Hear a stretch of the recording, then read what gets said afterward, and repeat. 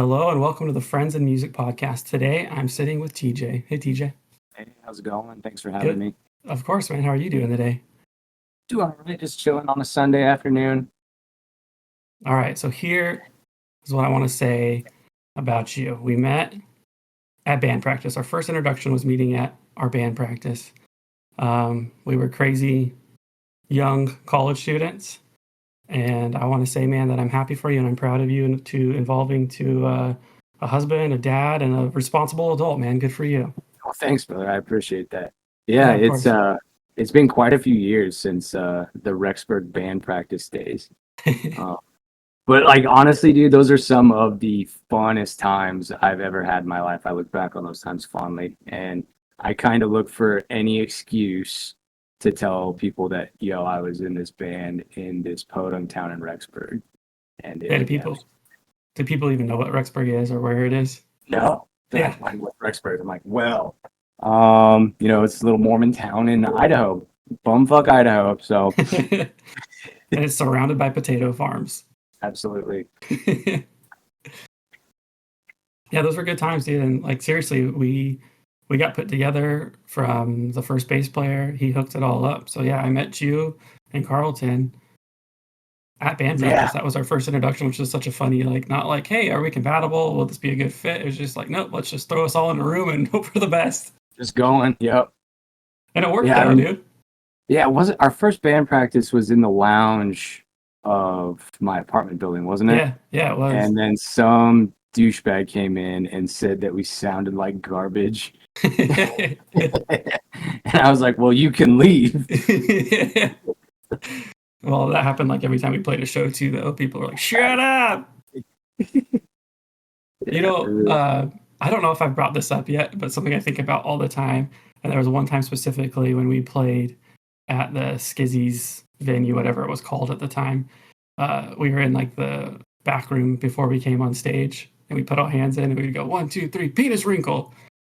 Do you remember that? I remember that. Yeah. I remember this one girl like walked by like right when we did that. She's like, "What the hell?" What? Oh my. That was our little alter ego band name. That's right. Yeah, it's all coming back now. Penis Wrinkle. Let's bring back the band, dude. Penis Wrinkle. Let's get back together. Is there any of those stories you care to share from that time? I remember, what was the name of that one joint that we played at in Idaho Falls? It was like up in kind of a loft the area. Sick House? The Sick House, yeah. Uh-huh. And we opened for that Japanese folk band called, I think it was Dentaro no Tsuba. And that was such a weird lineup. Like we went from, I think, we were like the first band on, and then they were the closers. And it was just like a weird spectrum of music. As far as I remember, I think that's what it was. Yeah. And yeah, that was a good time. And like those were some cool dudes too. Super nice. I was thinking like since they were like the epitome of like hipster, that they'd be kind of like, snobby. But no, they were super chill and like super nice and like chilled with us. And yeah, that was a cool show. That's a good memory that I have of the high C times. My experience was a little bit more negative at that show because I remember like they were running behind on schedule. And so when it was our turn to come up, they were already behind on schedule. So like first thing, dude, like we sit down, I'm at the drum set, like trying to get stuff set up as fast as possible. And the sound guy just yells at all of us on the onstage sound. And it was just like, you guys are behind schedule, like hurry up. And it's like, we like seriously were on stage for 30 seconds at that point. And like I yelled back at him, dude, like, I don't know, like, shut up or like chill out, like give us a second, something. Cause like way to just like start off on the bad foot, right? Like if you would have just been like, hey guys, like sorry, last band went over, we're behind schedule, is there any way you could hurry up? We would all hurry it up and like been in a good mood, but I was just pissed off at that point instantly. Yeah. But yeah, other than that, it was good. Yeah, don't throw shade just because like there's variables we can't control. It's not us. Yeah, for sure. We're just here, man. Yeah, we're here to play. We're the same team, guy. Come on. Guy. Freaking guy. I remember when we were first starting out, I would always try to like slip our sound dude like like a $10 bill or like like $15, like hey, I know you're gonna take good care of us tonight. I didn't know you did that, dude. Good for you. Yeah. That's awesome. Yeah, awesome. that was some advice that my dad gave me randomly. He's like, like the sound dude, he's the guy that like really makes it work. So like, you should like give a little tip. Just like, Yeah. I know you're gonna take good care of us tonight. And every time I did that, I get the weirdest looks from these guys. They're like, thanks, I guess. Like, cool. They're like, what do you want me to do for this money? I'll let you know after the show. Yeah. We'll see you later, big boy. Wink. Did you do it that night, the show we're talking about? Did you tip that guy? I don't think I did because. See, dude, that's the issue, dude. Listen to your dad. I should have paid him, and he wouldn't have been such a dick. Yeah. Dude, yeah, because seriously, the one time I didn't do it. Yeah. Yeah, dude, I got yelled at, man. Thanks, dude. It's my bad. That's funny, man. Yeah, other than that was a fun show, like a good night. Mm-hmm. I'm trying to remember. I think didn't Skeleton Horse play with us that night? That night, I remember it being Big O. Big O, yeah, I remember Big O. I think Danny the Skeleton Horse never played with us in Idaho Falls. Just we played with them twice in Rexburg, if I remember right. Okay, that's all blurred. Oh, for sure, and it kind of all merges together, and we're old now, so that doesn't help. For real, yeah. Especially you, dude. You're old. Dude, I got the knees of a 60-year-old man. Yeah. It's insane, yeah. But oh, dude, I just remembered another really good show that stuck with me. Was when we opened for Kingdoms. Do you remember those dudes from St. George? It was like one of the few metalcore bands that ever came through Rexburg. That might not have been me. That might have been after I left. Was it? I think so, because I don't remember that band name. Dude. I thought you had to have been there because I was still working Go Wireless at the time. We'll have to fact check this after because now maybe we might be embarrassed. I don't remember. Yeah, I remember they were like an anti-polygamy band. You remember them at all? Yeah, anti-polygamy band from St. George playing metalcore in Rexburg. Dude, that's so funny. That caught me off guard because that makes sense. That checks out. Don't it though? Yeah, like all their songs were about all of that stuff, and I was like, wow, this is wild. Dude, that's so funny. I don't. Yeah, I would have remembered that because I've never heard a song about that. Damn. Yeah. But what's wild is I cannot find their music anymore. Like it used to be on Spotify, and it's not there anymore. Have you tried looking up polygamy bands? Just go on to Google. I have. I guess I'll have to now. Yeah. Search images. I'll have to make sure I turn my VPN on for that. Do not do it at work. Yeah. So, two things I want to say from that time, if you'll allow me to. Absolutely. First one is, and I honestly mean this, you're the best lyricist I've ever met. Really? Yeah, dude, when you sit down with pen and paper and you write what's in your head, it's really cool, man. It's really beautiful, like how you can put such good words on paper. Well, thank you. I appreciate that. It's kind of cliche because like the best songs come from like the worst times of your life, kind of thing. Yeah. And like even though like we were in a band and having a good time and being homies and stuff like that, like I was kind of in a dark place at that time. Because like I come back from my mission and like my parents got divorced and all that, and so like everything that was originally established as like a normal standard of living for me had just like fallen apart, and so I was just kind of trying to like rediscover, I guess, who I was and stuff like that, and trying different things and failing, also in a really shitty relationship at the time, as I'm sure you're aware. So like I would just tap into that and just write it down, and that's kind of where it came from.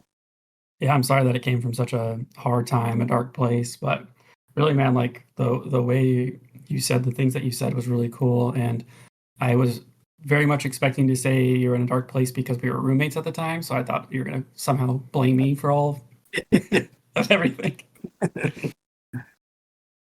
Nah, Um, man.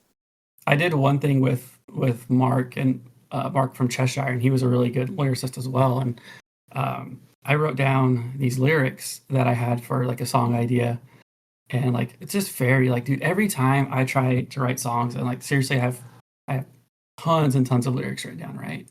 It's just always like man overboard, super poppy, rhymey pop punk, dude.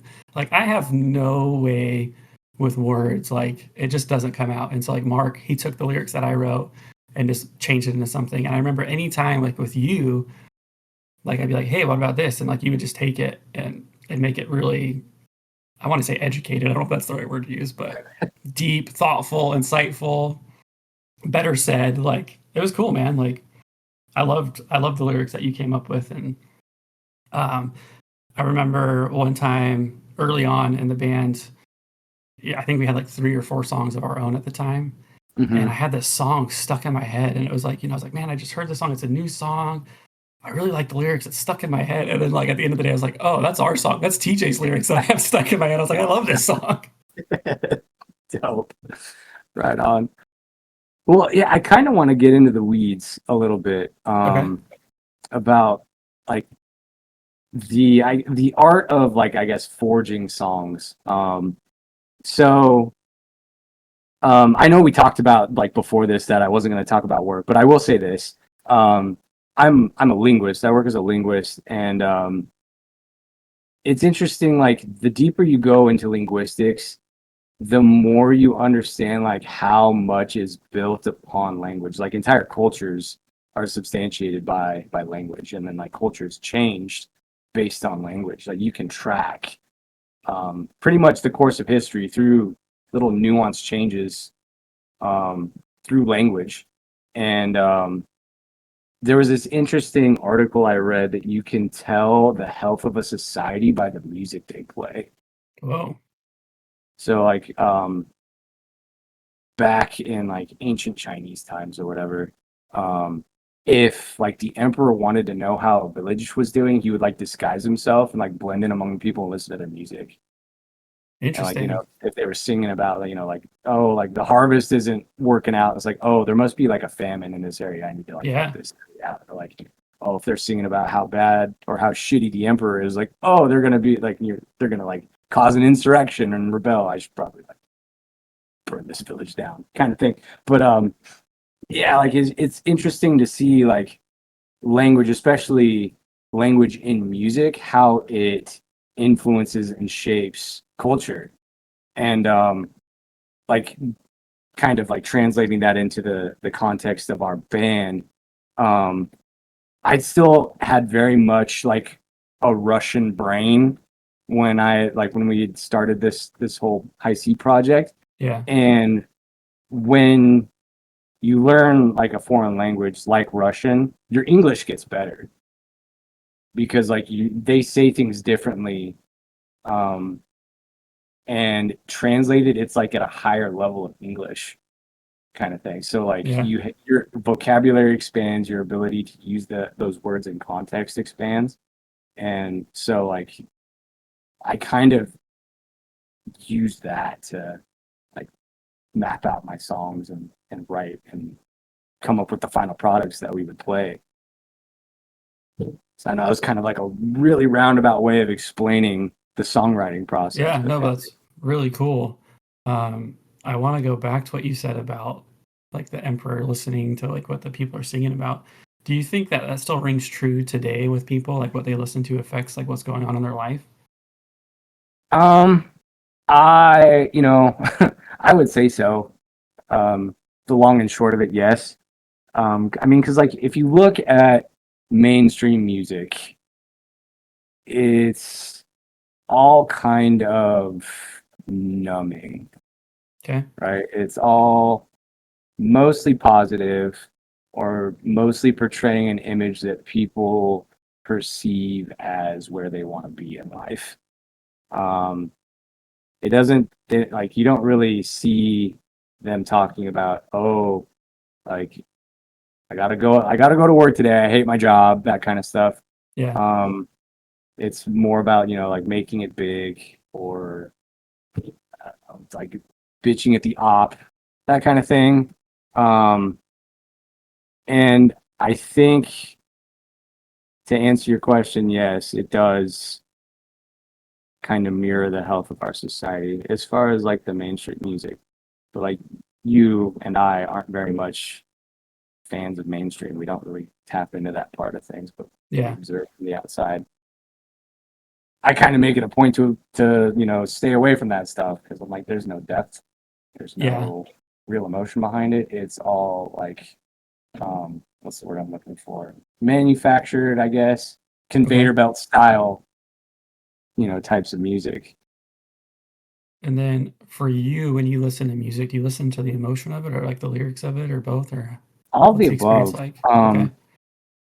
So what I look for that I guess constitutes a good song in my head is um, like note progression and how the lyrics like are cohesive with the rest of the band. Um, are they just like repeating lines just to get the song over with, or are they like trying to convey a story? Are they actually like sharing what's on their mind, kind of thing? Um, I mean, because like there's plenty of bands out there that just like rinse and repeat Yeah. lyrics just to like it almost feels like just take up time because you can't really have a 30-second song and call it like a song. That's more of like an intro track kind of Hmm. thing. You know what I mean?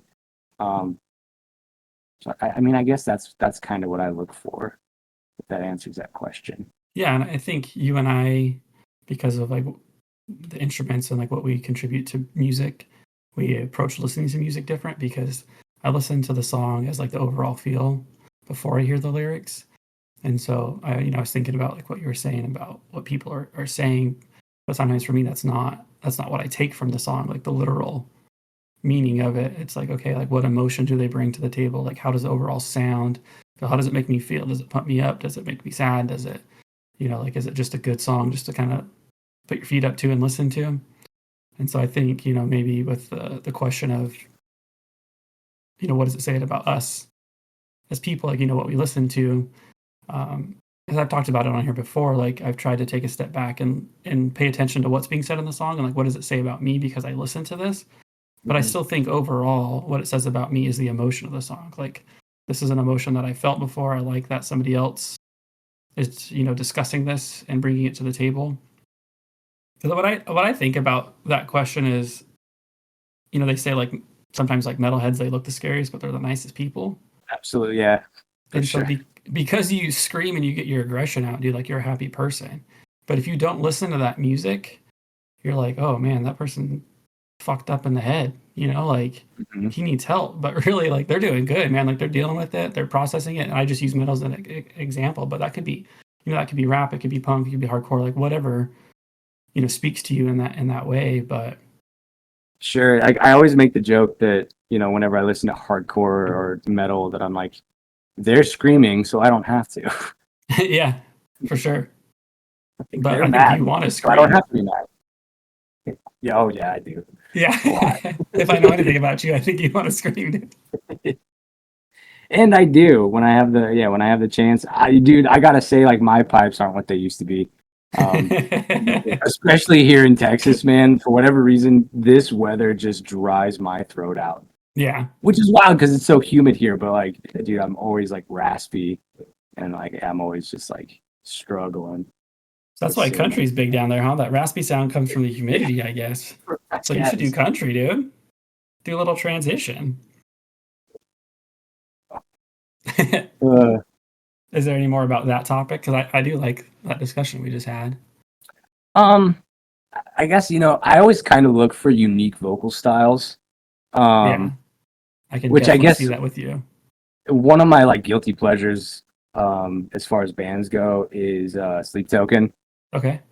Um, just because that guy's range is insane.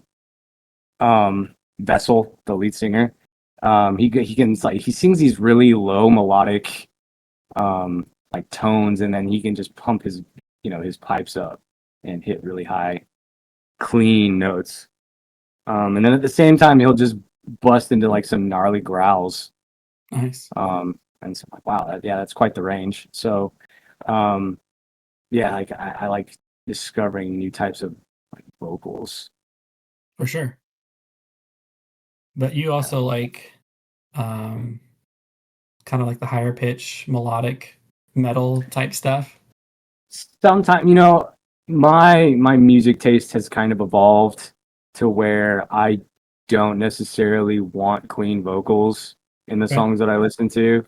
So, you know, I've kind of oriented more towards hardcore.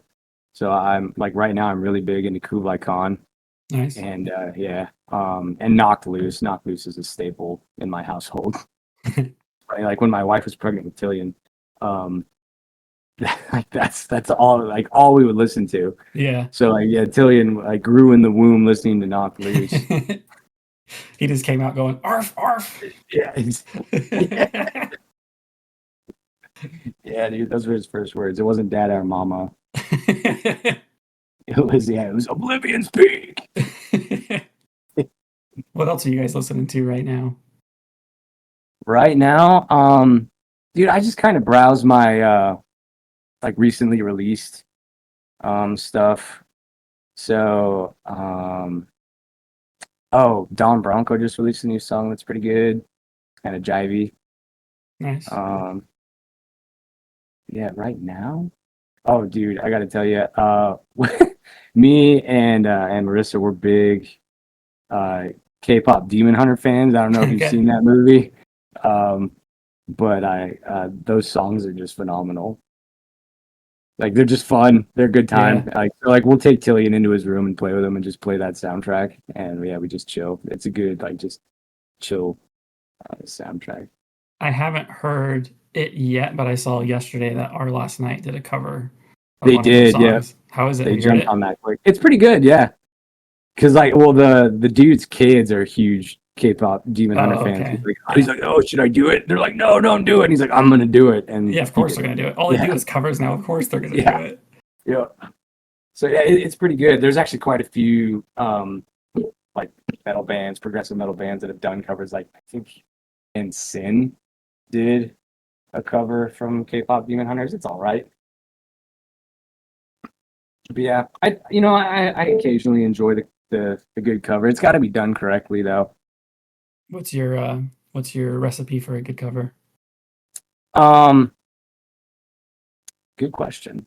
I would say as long as you are able to convey the same type of vibe, but while also making it unique to your own style, then I think Okay. that's a good cover. Do you have any examples of that? And do you have a favorite cover song?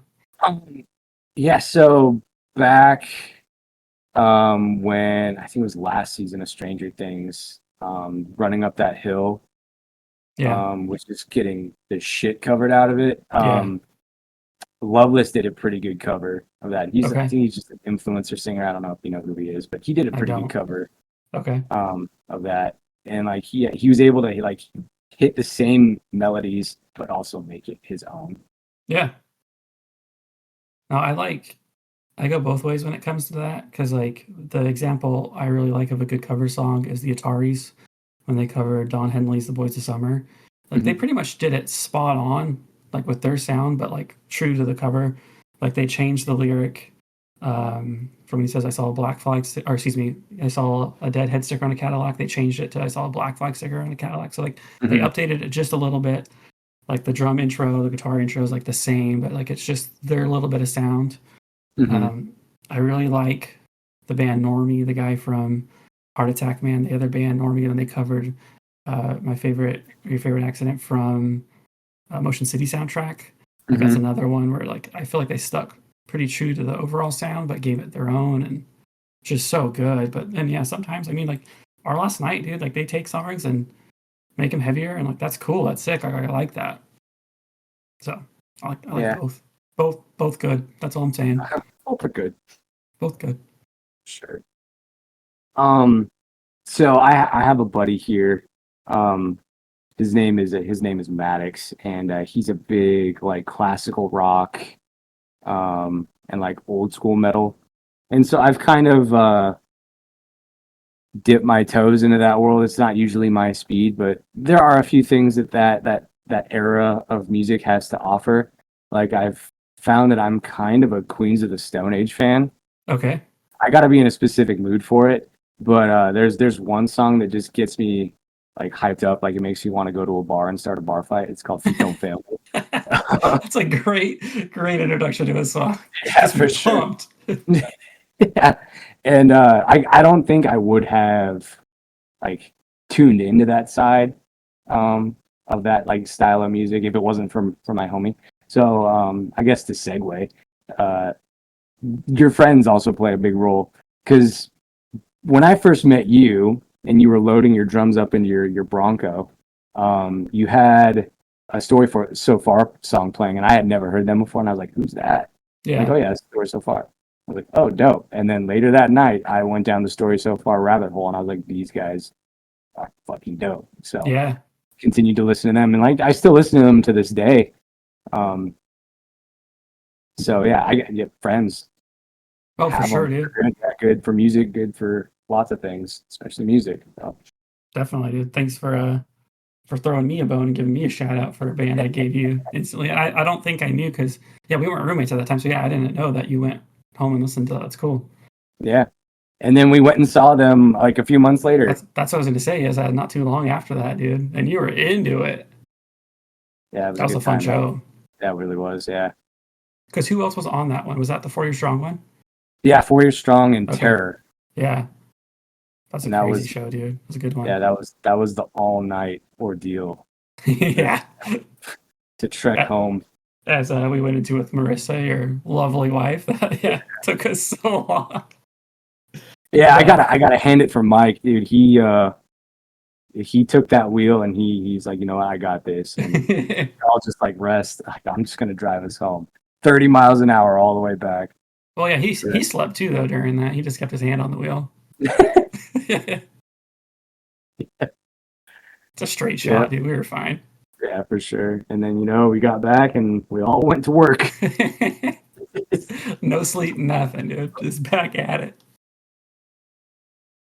But I do like that you brought up friends, like sharing music, because that's important. It's cool because you get to learn about the person, like what they're listening to, right?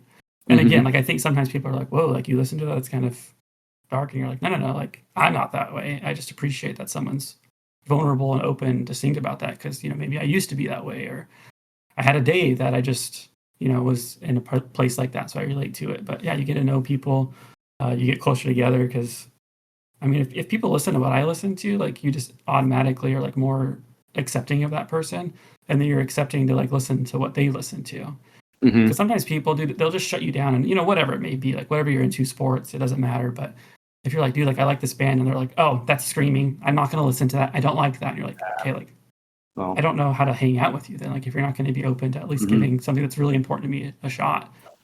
I remember one time, dude, I was listening to Real Friends, like it's like early on for them. I was really getting into them, and I picked up this girl. We went out for dinner, and she's like, "The music you listen to is really depressing." I was like, "You can get out. This isn't even that bad." Yeah, a lot of people fail to understand like music for us is an extension of who we are, and if we're sharing it, that means like we care, like we want to put ourselves out there. Yeah, for sure. Ergo, let you listen to our music, and if you're just throwing it back in our face, and it's like, all right, well, you made that decision easy then. Yep. Bye. Mm-hmm. Yeah, if I have the radio on, oh, go ahead. No, sorry. Yeah, whenever I find like a good impressionable song, I'm always debating on whether or not I want to send it to my dad to see if like this time he can see past the fact that they're screaming in it. Yeah. And every time he's like, they're screaming in it. I don't agree. I'm like, all right, well, don't give up. Like, keep trying. Yeah, I'm gonna keep trying. Yeah. So I want to go back further than sharing music with friends, and maybe it is the answer. But where did your passion and love for music come from? That's a good question. So I started off like as a young kid listening to my dad's music, and he was a big new waver in the 80s. So kind of started with that. And then I was like, this is neat. And then my mom got me a Fuel album when I was like 8 or 9 years Dude, old. that's funny. Yeah. And I listened to that, like the hell out of that album. So I'm like, oh wow, like this hits hard. Like I like this. This is a good feeling that this music is giving me. Little did I know that the Fuel is exceptionally butt rocky at the time, but I had nothing to compare it to. So Yeah. I was like, oh, this is cool. And then kind of started exploring that, I guess, genre. So I was listening to like Switchfoot or you know, man, I'm drawing blanks now. Oh yeah, she got me a Bon Jovi album for Christmas. So yeah, Bon Jovi's cool. And I was like, yeah, they are cool. And then when I got to middle school, one of my friends was big into Blink 182. My man. And yeah, and I was like, oh, but they say bad words. I don't know if my mom's gonna let me listen. So like anytime I go hang out with my friends, we just put Blink 182 on.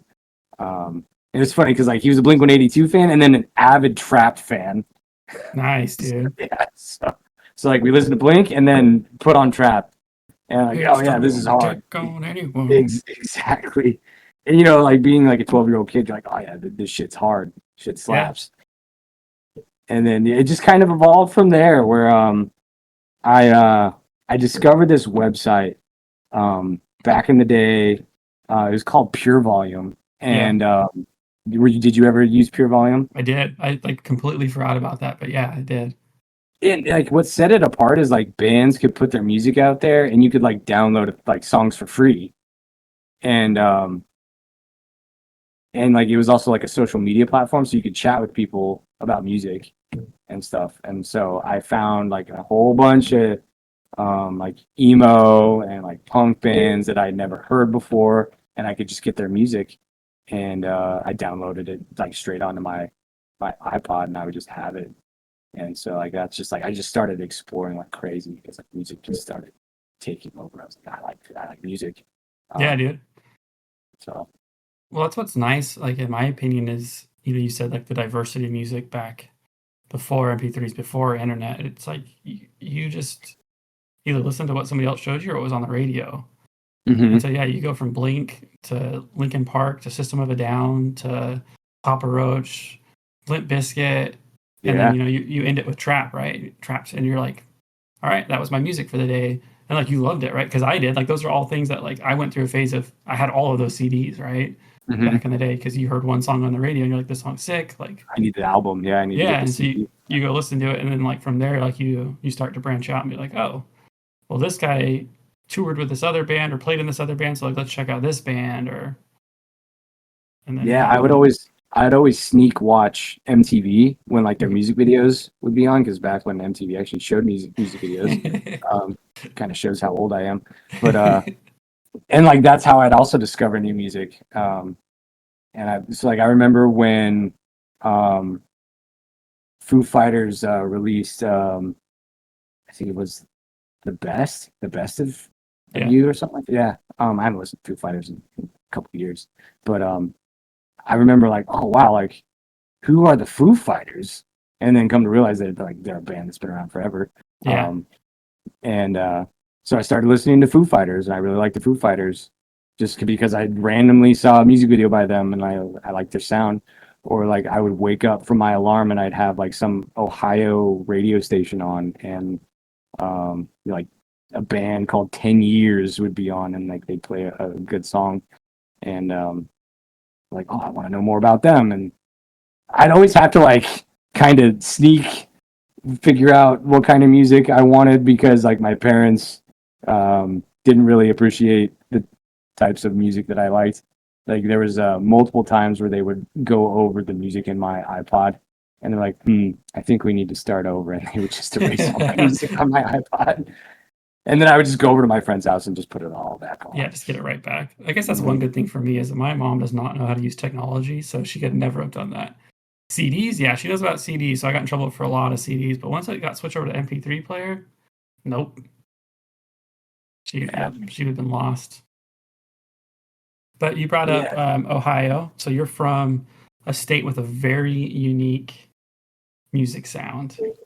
Like a lot of specific music comes from that state. So like how did that where you grew up affected your music taste, and is that a sound that you So like? yeah, went to high school in Ohio, and at that time, the big emo movement was running through the country. So kind of started with like Green Day releasing American Idiot because it wasn't like any of their other albums before that. Yeah. They still maintained a little bit of that punky song like sound, but then like they had more melodic, more um, I guess instrumentally based music.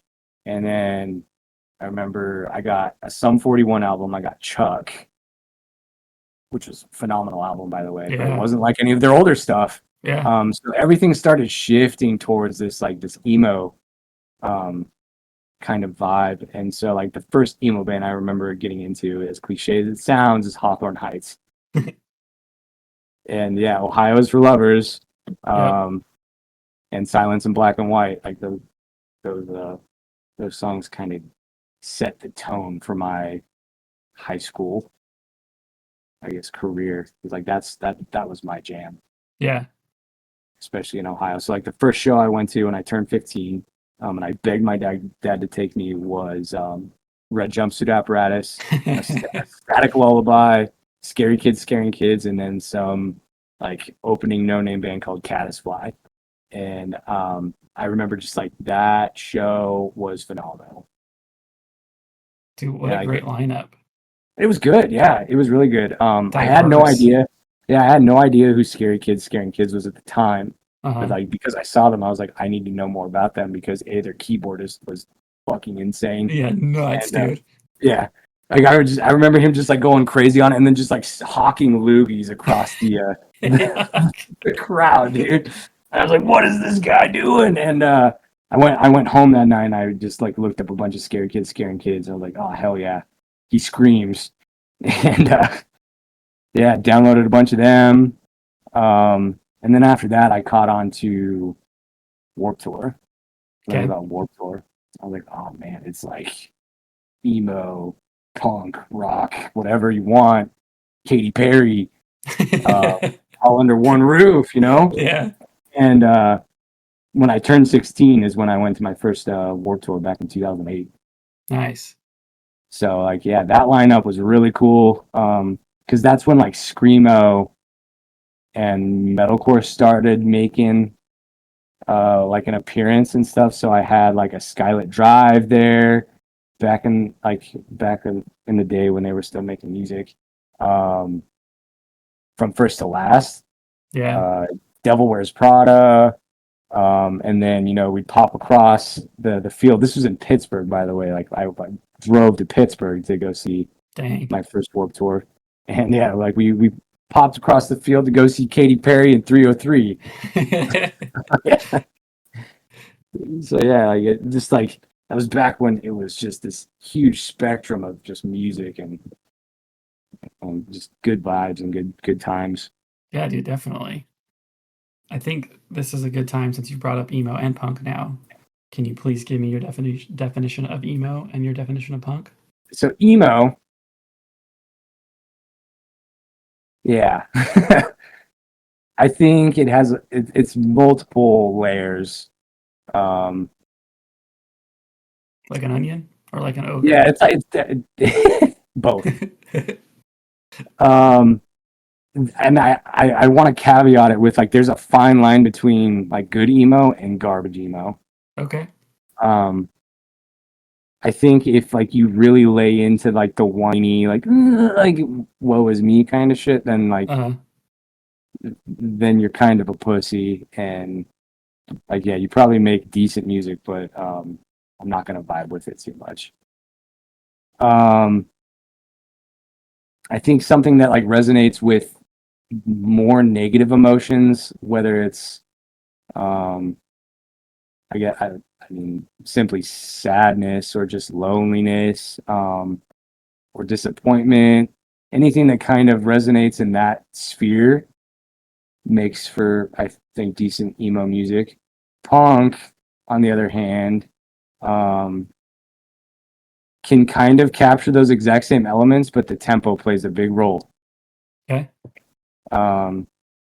So like if you hear a blast beat, and you're probably going to think, oh, that's a punk song. It might not be, but for somebody who's like inexperienced, like, oh yeah, it's fast drums, that's punk. Yeah. Lyrical content, a lot of times they talk about political things. Like if you're like a true blue punk band, like you talk about like how much you hate the government, like police brutality, all that kind of shit. Like back in the day, like Rancid, like Circle Jerks or Flatliners, those kind of bands. Talking about how bad things are in the state of the world and whatnot. Yeah. So I know I'm being kind of verbose with my explanations, but like that's my answer, I guess. I love it, dude. I just want to hear what you had to say about it. And you were talking about Scary Kids, Red Jumpsuit Apparatus. Was that your first ever concert? It was, yeah. Dude, what an intense. If Scary Kids is involved, like that's an intense show. Like they go hard, dude. And then so Warped Tour came. What are some other concerts that you've been to, and like what's your favorite concert you've been to? So, yeah, I went to a Riverboat Gamblers Rancid Rise Against show in Ohio with my friend. That was a good show. Yeah. I didn't realize how good Rancid was live until I saw them live. Yeah. Honestly, they stole that show. Rise Against was cool, but yeah, I was like, wow, Rancid, they really know how to put on a show. Really great stage presence, really good sound. I stayed far away from that pit that time. There was a lot of people with a lot of metal on their jackets and stuff. And I was like, I'm trying to not go to the hospital tonight. I got to see Newfound Glory in just like this dive bar, dude.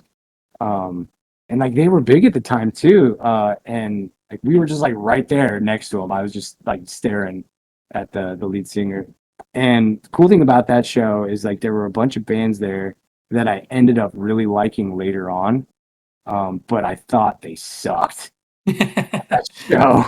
Like Title Fight was Title Fight. Oh, yeah, okay. Dude, they were little kids. Yeah. Little kids, like straight out of high school. And I was like, who are these guys? These little dweebs on stage with Newfound Glory? Like, get out of here. And I remember one of my buddies that I went to that show with started heckling the poor guy. And he's like, he talked to him, he's like, oh, it looks like my parents walked out of the bar tonight. And my buddy shouts out, he's like, yeah, I don't blame them. You guys suck. So rude. Yeah, it's so rough. And like you could tell that like that took the wind out of that dude's sails. I was like, bro, just chill, man.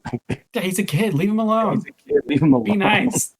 Yeah, that was a really good show. Because one thing that made it really cool was like you were allowed to get up on stage with the band and stage dive. Yeah. And dude, I remember when Newfound Glory went on, like right off the gate, somebody got up on stage and punched the lead singer right in the nuts. Oh, jeez, dude. Just laid him out, yeah. But homie did not miss a beat. He got right back up and started singing again. I would have needed a while. I was like, wow, like this is how we're gonna start things. Well, you guys can have a good night. We're leaving. Yeah, I'll just leave the mic here. You guys can sing the rest of the time. Yeah, man. But which one's been your favorite? My favorite so far, I gotta say, more recently, Marissa and I went to an Alpha Wolf After the Burial Knocked Loose show. Motionless in White headline, but I wasn't there for them. Okay. I was there for Knocked Loose and After the Burial. And that was a really good show. They played all the songs that I really liked. And I don't know if you've heard After the Burial. They have a song called Behold the Crown. Okay. And the music video, it's a bunch of friends dressed up in medieval armor having a snowball fight. And it's like the hardest metal song to a snowball fight. And I remember I was like, you know what? I don't usually mosh for this song. I'm going to mosh. And at that point, like I was like really big into weightlifting. So I was pretty big. And I was like, I'm going to do battle just like they do in the music video. And I remember going in there and I lasted the entire song. It's like a 5-minute song. Okay. and I was just whipping people around. But after that, dude, I had a straight up asthma attack. I was so gassed. I had to like go in the back of the arena and just like lay down flat on this nasty beer soaked floor because I could not breathe to save my life. Was it worth it? Oh, absolutely, man. I left Of it all course. out there in the pit. Yeah. That's awesome. Yeah. So that's definitely my favorite. Motionless in White, dude. We left halfway through their set because I'm like, these guys are such showboaters and they're not very good at making music. They put so much stock into production that like their music just kind of falls by the wayside. I was like, let's go. Yeah. Like, yeah, we saw the dancing girls, we saw, you know, the pyrotechnics and stuff. Like, there's nothing else they can offer us. I'm like, yeah, let's go home. All right. Yeah. Good to know. Yeah. I've only experience I've had with them was standing by them in Warped Tour. I forget what band it was, but they came and stood next to me. I was like, who the hell are these guys? And then I saw them on stage later that day. They're a band. That makes sense. That's what's going on. Yeah. Thought some goth kids were about to jump me. For real, dude. But go ahead. I was just going to say, yeah, like the whole cosplay thing is just kind of tacky to me. Yeah, not something I seek out for in music, but like that's fine if people do. If that's for Sure, you, yeah. that's all good. You can have it. Mm-hmm. But two of the bands that you brought up, one being Newfound Glory, it was really weird. Last week, 2 weeks ago, I saw them, which I love seeing them, but they opened for The Offspring. So it was like a big arena show. But Very they cool. opened, dude. They played like 8 songs. They opened, and I just thought like how weird it was that a band that I saw, I think for the first time in 2006, it was them, 4 Year Strong, A Day to Remember, Crime and Stereo, and then them again, the International Superheroes of Hardcore. Like that show that I saw, like they opened for all these, you know, huge bands that, you know, came to be huge bands, right? But then they go back to being an opening band for The Offspring. But I think it's really cool, dude, when bands do that. Like they're not cocky, they're not prideful. It's like we have a chance to play with a cool band, like we're gonna go do that. But it just stunk. Like I wanted more. They left me wanting more. You know, like that wasn't enough. Get back out there, guys. For sure, yeah. But a very, very pleasant surprise, and it's because of a sad situation. But Chad from Newfound Glory's, you know, going through cancer, battling that right now. So he wasn't on stage that night. But Dan from 4 Year Strong was out there, and I had no idea he was touring with them, dude. So I got up there, like the second song, Newfound, you know, got my spot, and I look on stage and I see Dan. I'm like, and it was cool that, you know, somebody that I saw open for Newfound is now playing with them, and then the guy from Real Friends was their backup guitarist too there, helping out. Like, so another band that I like super cool, dude. Like fun experience, but yeah, 8 songs or whatever they did was not enough. And then exactly what you said with Title Fight. First time I saw them, I would think was 2007, 2008 maybe. They opened for 4 Year Strong. And dude, exactly what you said. Like I got there early. I'm right in the front. Title Fight comes out. They look like, you know, they just got out of math class from high school and they're there to play a show, right? Yeah. I was like, these guys are young. They're tiny. One of them wasn't wearing an In-N-Out shirt. And I was like, sick, dude. Like, you guys like In-N-Out? I love In-N-Out. Like, play me some music. And then they started playing music, dude. I was in the front the whole night. I got so beat up, dude. Just destroyed. Like, they killed it, man. That was my first experience with them, and I loved it. It was so much fun. Very cool. Yeah, they've evolved a decent amount over the years. From like their first time doing shows. Yeah, very pop punky. And now they're very kind of like vaporwave. Yeah. They definitely changed. Like Hyperview completely changed who they were. What were you going to say?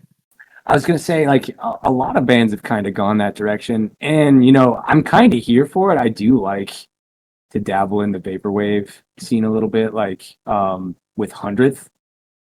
Like, I love old 100th. Like, they'll kick your ass. Then, like, their new stuff is very just like mellow vapor wave, and like it's just a good vibe to drive to at night. Yeah. And I do like that some of those bands are going that direction. Oh, for sure. Like, and it's cool. Citizen is also another one. They've kind of turned into more of like an indie band. Like dancey. Yeah, very dancey, poppy. Well, it didn't stick with me when I first heard it, and I wasn't like about it. But then I saw them open for Movements beginning of the year, Mm. so seeing it live, like really, whatever they were trying to do, like it came across, and I really enjoyed it and liked it. Yeah. I mean, you gotta kind of be in a mood for it. But when you are in that mood, it definitely scratches that Yeah, itch. for sure. Yeah, it's good. It's just weird when you expect a certain sound from somebody, and like yeah, you do have to evolve and change because if you stay with the same sound, you get bored of it. For sure. But sometimes when they evolve, you're like, whoa, that's the direction they went. Yeah. Interesting. Not what I would have picked, but But it's cool because sometimes too, like you give that style of music a chance because it's somebody that you like playing it.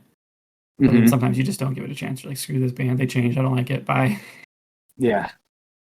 And one thing I've noticed is like what makes a good vaporwave band is like they are able to maximize the utility of like repetitive style. So like if you listen to any of Hundredth's newer stuff like Cauterize, Okay. it's like the same progression pretty much all the way through the song, but you listen to it all the way through and you're not bored because they are able to like maximize that range just within like the same progression. Yeah, So I yeah, like like that. just like the same beat, like the same like chord progression. It's all the same through, but like the way that they're optimizing it, it just like it's captivating. Okay. I like that. I'm sorry, but I keep thinking of the first time I saw 100th. Never listened to them. I think they were opening for maybe it was Census Fail or Silverstein, or maybe it was the show they played both of them. But didn't know 100th at all. They came out.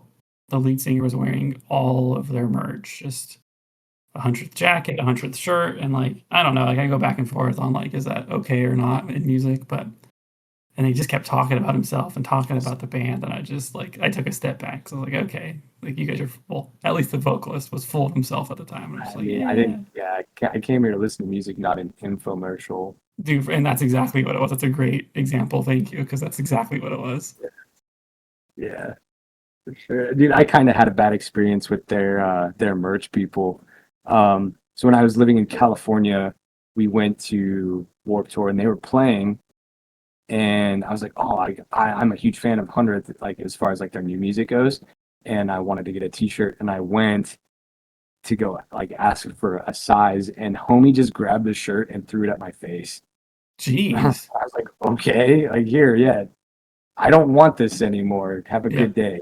Yep. Bye. And then That's weird. come to find out, like their bus had caught on fire, so they were Yeah. all really stressed. So I actually messaged, I think his name's Chaz, lead singer Okay. of 100. I was like, dude, what was the deal with your merch guy? Like he like straight up whipped a shirt at my face. I didn't really appreciate that. He's like, oh man, I'm sorry. Like yeah, it's been a rough go for us. Our bus caught on fire. I was like, oh no, I feel like a dick, but I mean, don't throw a Well, shirt in me. yeah, it's still not okay. Like that's not how you deal with it. Like use your words. How are you feeling, big boy? They got bad luck, dude, because I think when I saw them, I think they sat there and talked about how their trailer got stolen or broken into, so like a lot of their gear got Bummer. jacked, and so they got bad luck, dude. Maybe they just need to quit. Man, Poor yeah, guys, that sucks. that's not a sign that you should just throw in the towel. Yeah, dude, for real. The universe is against you. Yeah, man. Um, so I said it before we were talking about High C, our band. There was two things I wanted to say, so I want to go back to the second thing, if that's okay. Sure thing. And that's when we were kind of like discovering our sounds, like how we were going. And again, sorry if my voice was too loud or too persistent and like what I kind of the direction I wanted to go, right? But I remember you specifically saying uh, there was a performer that you liked, and you're like, I should be like this guy. You're like, you guys ever heard of Jason Butler? You guys like Let Live? And I just started smiling, dude. You're like, I just want to go crazy like him. I think you said like how he threw like the PA at like the drummer or something. I just remember telling you, I was like, dude, if you ever touch my drum set during a gig, like I will smack the shit out of you. Like you're not okay. Yeah, dude. Like, yeah, Jason Butler's notorious for beating the shit out of the drummer. I'm not sure why. He just got it out for him, dude. Yeah, he does. Like, he'll just bash his head in with the mic, or yeah, just take the cymbal. I mean, it makes for a good stage performance, but yeah, damn, like I don't know, like how you'd still be friends after Oh that. yeah, dude, I would have been pissed. Which yeah, I just saw them a couple months ago at Warp Tour. And yeah, near the end of the set, dude, he just turned around and charged at the drummer and jumped straight into the drum set, dude. And then tore up his floor tom, just stuck through the sticks through it and then punched a hole through the floor tom and then threw it. I'm like, geez, dude, this guy's Hell yeah. crazy. He better pay for that, all right? Like I For love real, watching yeah. him, but he better pay for that. Yeah, drums ain't cheap. Yeah, when you and I went and saw them with Mike, he did something similar, didn't he? Just like wrap the mic cable all around the drum set and just Yep. like tangle the Yep. dude up. Yeah, I remember Yep. that. All right, And well he's like, let's take a step back. You're getting okay, ahead of yeah, me, yeah, TJ. Like yeah. you're getting ahead Oh of my me. bad. I know, yeah. So yeah, I found out that Jason Butler was one of your favorite vocalists, and I think at that time I don't think Mike was in the band yet because that conversation would have gone different if Mike was in the band. Not But yet, yeah. me knowing that Mike was in a Let Live music video, and Mike was he my yeah he was my roommate at the time. It was right before he joined the band. I'm just smiling like TJ has no idea that we know somebody that knows Jason Butler. And then, yeah, we go see Let Live. We went and saw him at the knitting factory, and we're walking down the alley to go. And then Mike, like, there's this guy walking by us in a hoodie with his head down. You know, I don't look at him. Did you notice him or see who it was at first? Because I did not. I didn't notice until Mike stopped Yeah, walking. Mike stopped and he's like, Jason. And he just keeps walking and he's like, Westchester. And then Jason turns around, sees Mike, comes over, says hi to him. And I'm just watching you the whole time, dude. I'm like, this is one of TJ's favorite musicians, and it's right in front of him. So Mike talks to him. You know, he introduces us to him. Like I say, hey, like, what's up? And then you still just have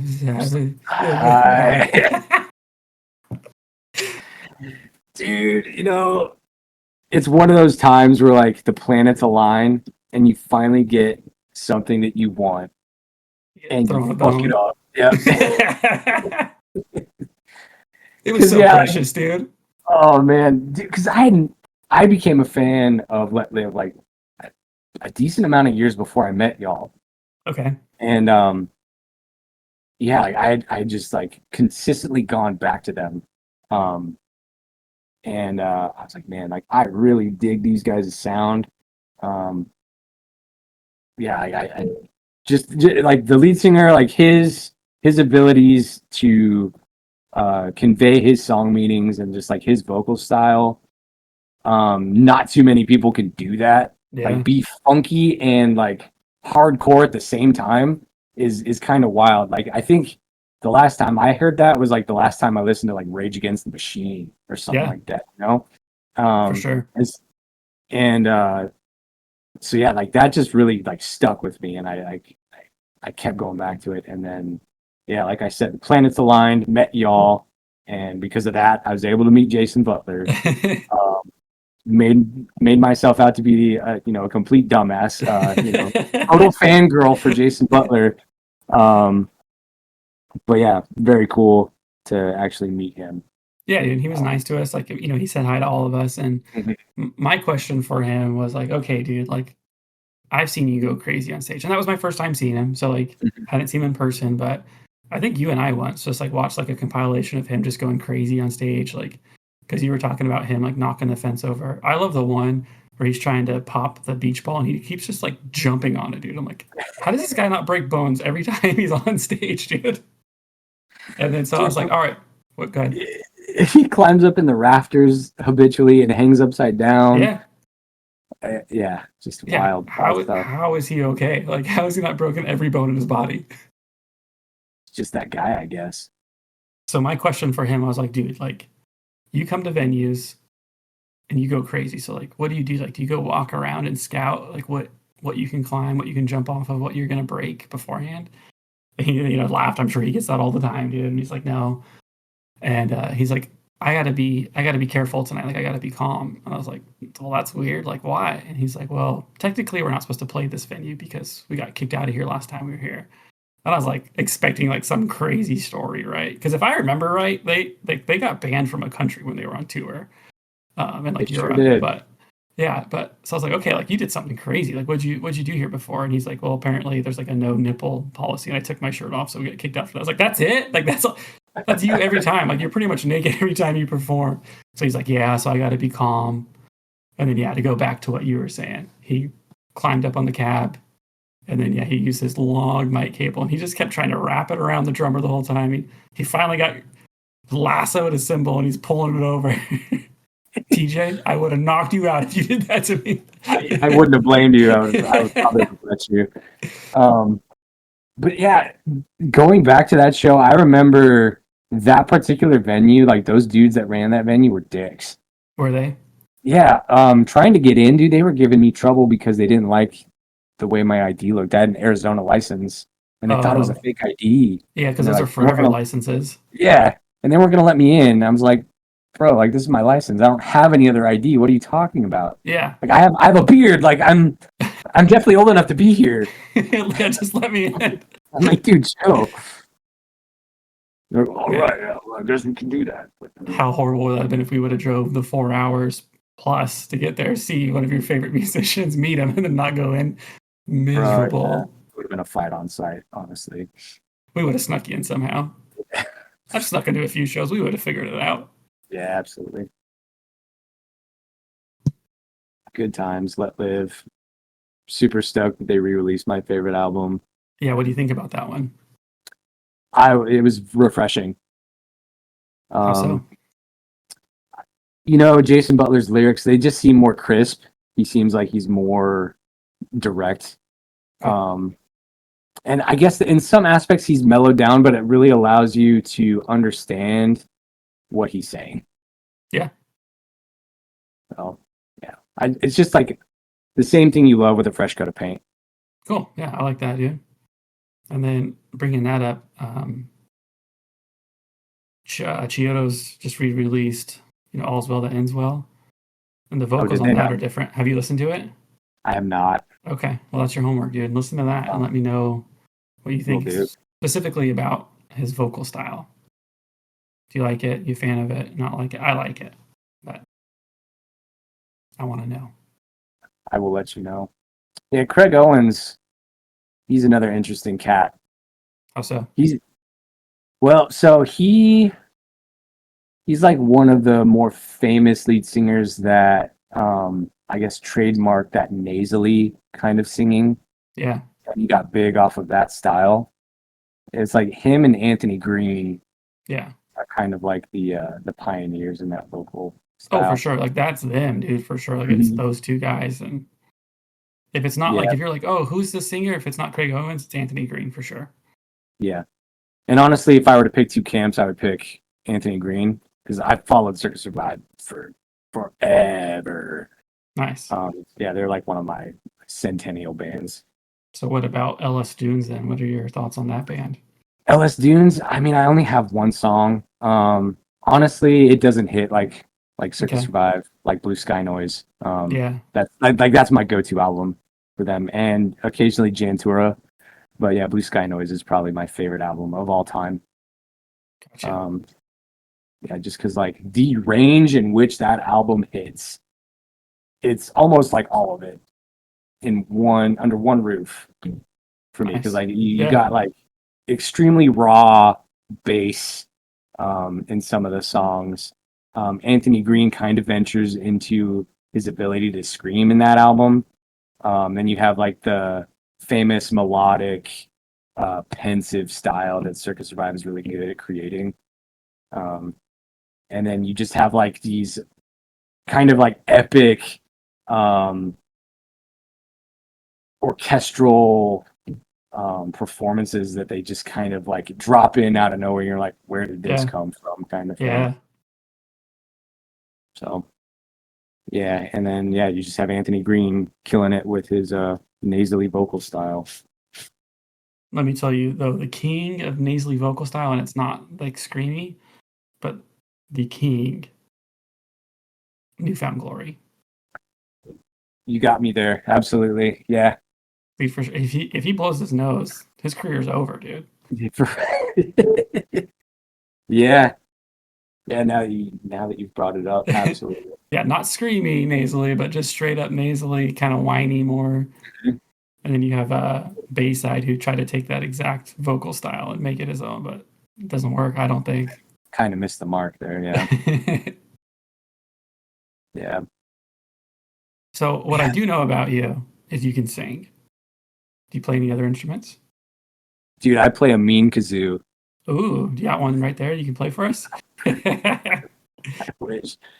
No, man, just singing really. I've tried to do guitar, but for whatever reason, the guitar in my brain just don't match like the whole multitasking thing. Oh my gosh, Also, that's hard, dude. I got small hands. I don't know, like they're kind of small. So like stretching my fingers on like the neck of the guitar, just kind of not. That's hard, dude. It doesn't work for me. Yeah. Yeah.